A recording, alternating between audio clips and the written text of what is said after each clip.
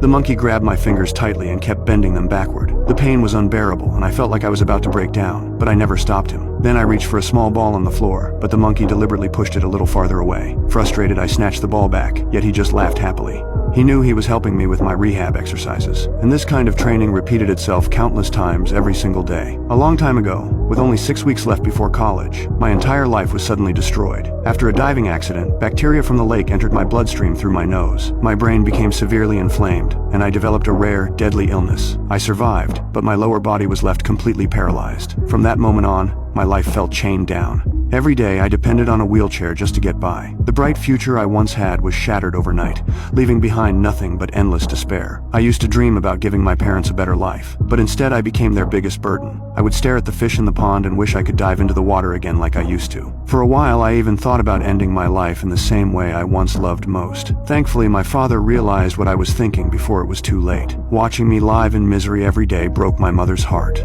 Hoping to give me a reason to live again, she contacted an independent living association and asked about animal-assisted therapy. Not long after, we received an invitation to visit their treatment center. There were many people with disabilities there, all searching for hope just like me. As a special guest, I was taken into a room where a monkey with a white face, black fur, and a curled tail was sitting quietly. At first, I just thought he looked cute.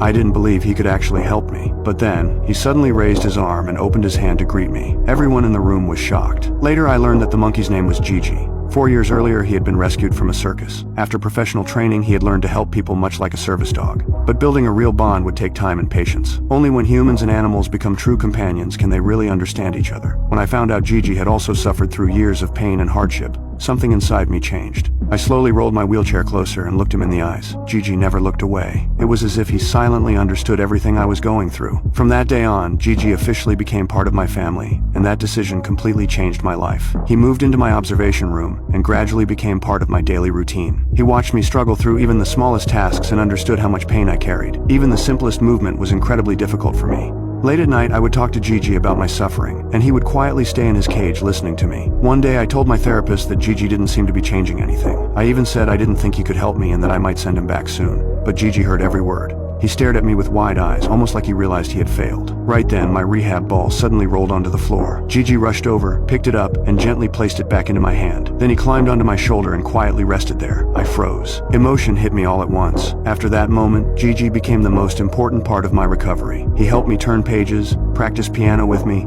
and even assisted during therapy sessions. Every time I made even the slightest progress, he would jump around excitedly in celebration. At the pharmacy, he would run back and forth bringing me medicine and handing me things I needed.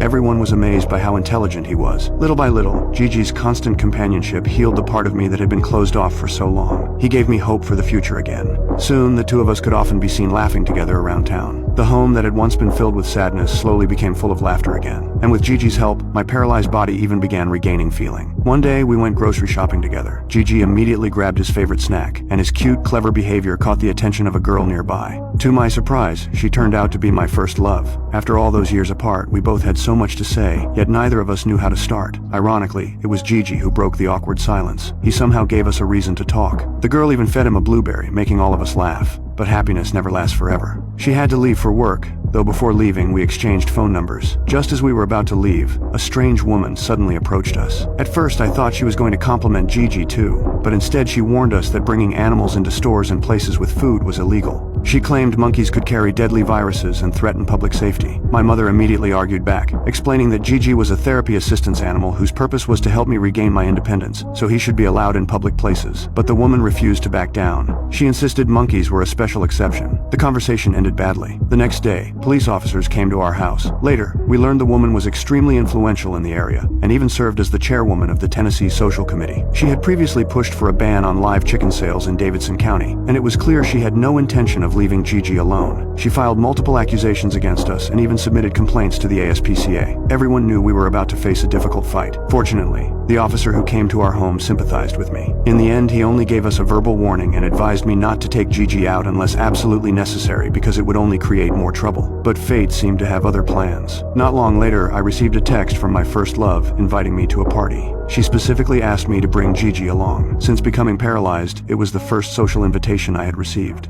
I was so excited that I accepted immediately. Gigi was thrilled too and eagerly helped me get ready. The moment we arrived at the party, Gigi became the center of attention. My first love himself walked over and introduced me to everyone, even saying I was the most important guest there that night. Since my paralysis, it was the first time I truly felt respected and appreciated again. Meanwhile, Gigi completely stole the show. He happily joined different games while people all around us pulled out their phones to record the adorable monkey. But the next day, videos from the party suddenly went viral online. The same woman from the grocery store showed up outside my house with members of an animal rights organization. Holding signs, they demanded that Gigi be released into the wild immediately. Soon, the media and the internet exploded with attention over the situation. Before long, the Animal Protection Committee held a hearing. During it, I shared my personal story and told everyone that Gigi was far more than just a pet. He was family. He was the reason I found hope to live again, but the woman kept insisting on the law. In the end, the vote passed 2-1 against us. I lost the case. I had no choice but to say goodbye to Gigi. On the day we separated, he seemed to understand everything already.